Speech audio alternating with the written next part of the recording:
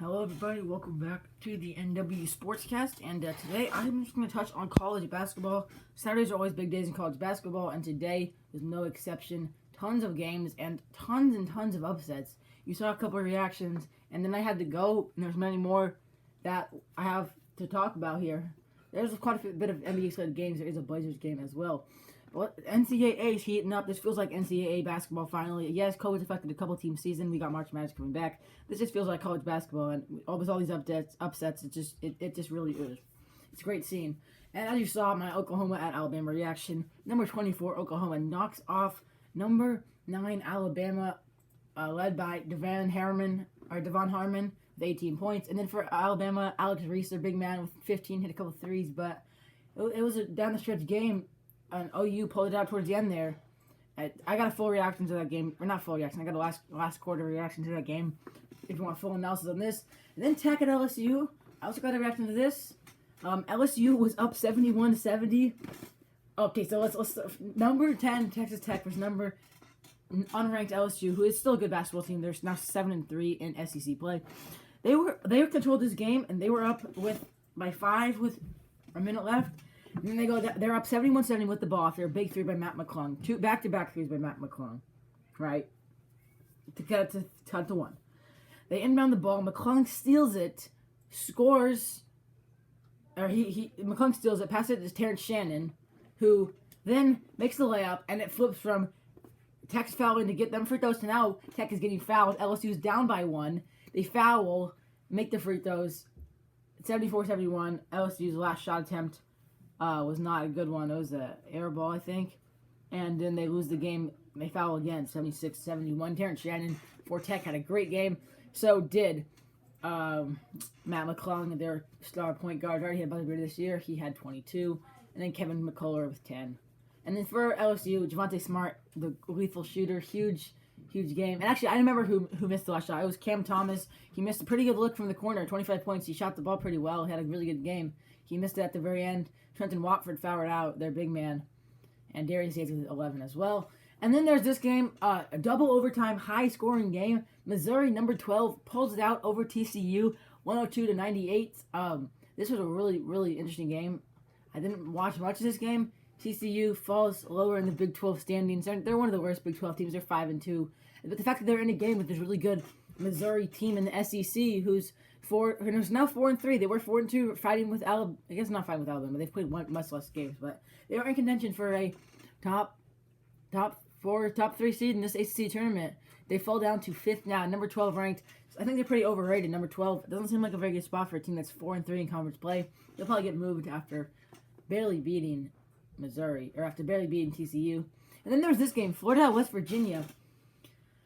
This was an upset. Number 11 West Virginia versus Florida. Florida is a very good basketball team. I think they definitely should be ranked for sure. Led by Trey Mann. They're now 6-3 in the SEC, and they're only 3 games back from Alabama, and they're tied with LSU. They're tied with Tennessee, and they're right there fighting for a shot at this SEC if they just can beat Bama down the stretch in a couple games, I think. And West Virginia has played pretty well this season. They've looked like a very good team. They're now 4-3. Kansas did lose, which does help. Oklahoma won, which hurts as well, and Baylor, of course, won. And they fall to 4th in the Big 12. They would have gone to 5th except Kansas, and I'll touch on them in a second. This is an exciting game to watch, 85-80. And West Virginia, Derek Culver had a great game. So did Miles McBride, their 2 best players. McBride had 9 and 6. He didn't shoot the ball very well. And then Todd Sherman with 11. And then for Florida, it was Colin Castleton had 21. Trey Mann shot the ball very poorly with 9 points, 33% from the field. And then Tyree Appleby, I don't know much about this guy, 12 points. And then Noah Lockie with 19 points as well. So good all-around team game, pretty even scoring for Florida. They pull out a win over West Virginia in a good upset, a good win. They went on a nice little free throw run at the end of this game. It was an 82 or 81-80 game. They pulled out at the end. And here's another upset, which is just weird. Wisconsin, who is leading the Big Ten against Penn State. Wisconsin was not leading the Big Ten. They were second in the Big Ten against Penn State, who is not a very good team. They're 3-6. They lose 81-71. Wisconsin falls to 4th in the Big Ten. They're now 7-4, 13-5 overall. This was a really good Wisconsin team. It was ranked number 14. And they fall to a pretty bad Nittany Lions team. Isaiah Brockington for Nittany Lions had a great game. 17 points, or 18 points and 9 rebounds. And then Myron Jones with 20, as well as John Harrer with 17. And then for Wisconsin, Nate Reaver, another good game, 18 more points. But on the bench, Elliot Ford with 15 and Tyler Wall with 13. They just could not pull a game out. This game you have to win if you're going to be a team contending for that Big Ten. And now you're falling behind in that standings. This game, Villanova took care of business. It wasn't pretty. They won 80-72. Jeremiah Robinson-Earl with another good game, 23 points. Colin Gillespie, 11 and 11. You know, the brother of Freddie Gillespie, or of Cole Gillespie. Not Freddie Gillespie. He's the guy on Baylor. 17 for Jeremiah Samuels, 11 for Justin Moore. Gillespie had 11, and then Caleb Daniels with 7 points. And then for Seton Hall, I mean, they're not a bad basketball team. They're 13 for Shaylin Reynolds, 12 for Kale. Sandro Mamakuleshavi had 12, and Jared Rodden with 12. They fought in this game. They stayed in it till the end, and they had to start fouling towards the end. They made a big shot with about a couple minutes left to cut it closer to be in striking distance. And they moved down in this Big East standings. Villanova is, of course, they're first in the Big East. Number 3 ranked overall, 6-0, 11-1 total. Seton Hall, now 6-5 in the Big East. They're 5th in the Big East behind UConn, Xavier, Creighton, and Villanova. And they're 8-3 they're 9-8 overall, which they're not a bad basketball team. They'll definitely be in the tournament come time. And this is another what is going on? Florida State gets upset. Scotty Barnes and Florida State get upset by Georgia Tech. Number 13? Number 16, Florida State loses 65 to not a very great Georgia Tech team. Scotty Barnes did not have a great game on the bench. I know he doesn't start, but still, he needs to be playing better. Raquan Gray with 19 for Florida State. MJ Walker with 8. And Raquan Evans with 6. And Georgia Tech, Moses Wright dominated 23 points, 8 rebounds, paint presence, as well as Jose Alvarado with 21, shot the ball pretty well, and Michael DeVoe with 19. They pulled this one out. They fought harder. They played better. They shot the ball more efficient. They had more free throw attempts. They had way better 3-point shooting. That's a weird one. Florida State, I thought they could be a very good team, surprising pick to maybe even win the ACC.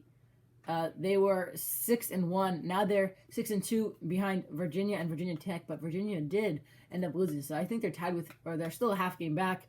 And Georgetown, like I said, they're 8-5 overall, 4-3 in the conference. This is a really good ACC conference. There's a lot of very good teams, and they're still 4-3. They're fighting for a spot. They played a couple less games, and this is not a bad Georgia Tech team. It's not a great Georgia Tech team. This is a team that Florida State should easily win. I still think Scotty Barnes should start as well. Baylor holds on against Sharif Cooper and Auburn. Auburn's not a bad basketball team. Sharif Cooper, their young guard's been playing pretty well. Shot the ball pretty poorly today. 15.7 rebounds. That's still a good game. Jalen Williams with 17 and JT Thor with 13, as well as Alan Flagler with 11. And then for Baylor, I mean, they're the best team. Maybe besides Gonzaga, Maceo Teague, Davion Mitchell, Jared Butler, Mark Vital, everyone. Flo Thamba, who 0 points, 11 rebounds, didn't shoot the ball. He didn't make a bucket. Neither did Mark Vital and Flo Thamba did not make shots. They were 0% from the field, but Davion Mitchell 13, 15 for Maceo Teague, 16 for Jared Butler. The bench played really, really well. Adam Flagler with 7-19 on the bench. And then Auburn, I mean, yeah, they're a good basketball team. They're fighting for the SEC. They'll be up there for the SEC. No, probably not, actually. Alabama's really pulling ahead with this SEC. They fall to 4-5. They're 10-8 overall. They could be ranked, but probably not after their SEC play. And then Baylor, of course, atop the Big 12. Yeah, they're a great team. This is another surprising upset here. We have back-to-back ranked versus ranked games, and the underdog won them both. Virginia versus Virginia Tech. Number 20, Virginia Tech versus number 8, Virginia. Virginia falls to number 20, Virginia Tech in the ACC. Virginia Tech is right on their tail, 7-1. Now they're both 7-2. And this was a great game. Virginia, they lose by 14, 65-51, which is a weird. Jay Huff with 13, 10 for Sam Hauser, Trey Murphy had 10, Kihei Clark only 11, not shooting the ball very well at all. And on the bench, they did not get any bench production at all from Casey Morrill or Justin McCoy. And then Virginia Tech, they played a very good basketball game. Kiva Loam with 29 points, 10 rebounds. He dominated in the paint, played a very good game. And on the bench, they had Hunter Cador with 15 points. Big bench spark, barely missed a shot. And they came out, they did everything better. They out-hustled them, they out-rebounded them, they outscored them. They did everything better. And and they pulled it out towards the end, put a little run together, and ended off the game. Oh my goodness, Dame just hit an and one from the logo. What? Okay, besides the point, but oh my goodness. All right, Kansas and Tennessee. I like Kansas. I root for Kansas, but they're on a big skid right now. 15 versus 18. Kansas was 2 a couple days ago. They're now 5-4 in Big 12, 5th in the Big 12, falling behind Baylor, falling behind Texas, falling behind Oklahoma, falling behind everyone. And this is an unexcusable loss. I mean, Tennessee is a good team, but if you're really contending for a Big 12 title, you can't be losing to Tennessee 5-3 in the Southeast. Not Southeast. What am I talking? SEC, yeah, Southeastern. My bad, Southeastern Conference. To the SEC, who they're 5-3 behind LSU, Florida, and Alabama, and they played a very good game. They outplayed Kansas. They killed them, 80-61. McCormick for Kansas, 17 points. Marcus Garrett at 15. Ochai Agbaji at 9. Christian Brunn shot the ball poorly. Their lethal shooter with 2. And if he's not scoring, you're not going to win games. Jalen Wilson with 10 on the bench, that's a good sign. But other than that, the bench did not get you anything. You played a lot of people run the bench deep. DeJon Harris Jr. with 0 points. And you're missing the veteran leadership of Azubuike and Dotson, and it's hurting this team. You can tell.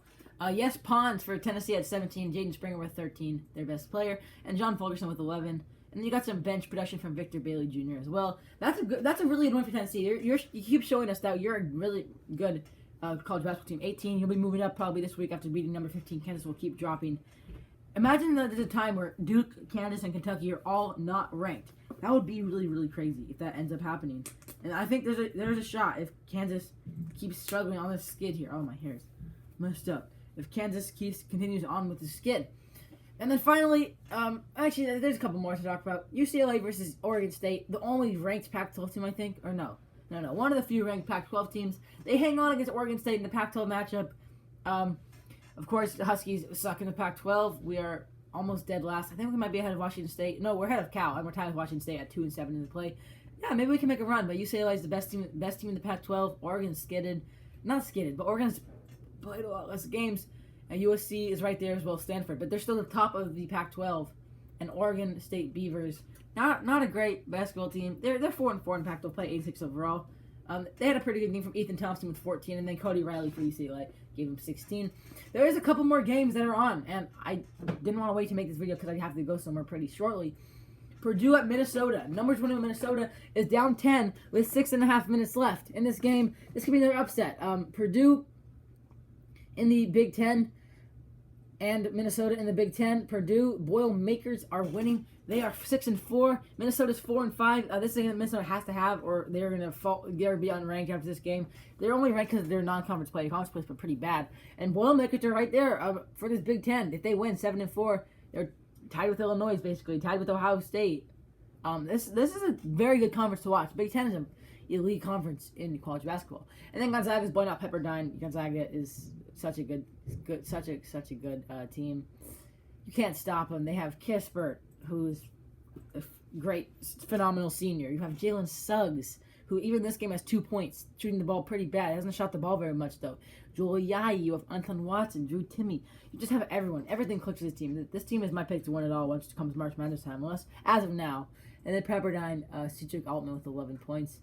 And Gonzaga is just such a good college team. The WCC standings, I guess that's what conference Pepperdine is in. What's that conference Gonzaga's in? I don't know, but yeah, Pepperdine. I mean, Gonzaga is the number 1 team ranked in the nation for number 1 ranked team in the nation for a reason. They've not lost a game. And yeah, Pepperdine getting blown out. And then Creighton at DePaul. Second half just got underway. 40-38. DePaul's beating number 17 Creighton.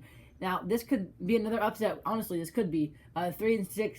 DePaul's pretty bad. Creighton's 12-4, and they're projected a 75% chance to win, and they're not doing that right now. Big East. Creighton's right up there with Villanova. They're a couple games back, and they needed this one. They'll drop a couple spots. And finally, Kentucky at Kansas was canceled, as well as Michigan and Indiana, 4-5. Sucks seeing COVID affect a couple of team seasons, but not too bad. They're still 13-1, Michigan, and Texas is still 11-3. Kentucky, of course, has sucked this year, as you guys know. And I just want to give you guys this update on college basketball. You guys now know the standings. You heard about the games tonight. Big slate of games. I think Sunday has another big slate of games as well. Maybe we'll get some more reactions tomorrow. Thank you guys for watching. Subscribe to the channel if you're new. Like, comment, share if they're on. Probably not. Subscribe. Peace.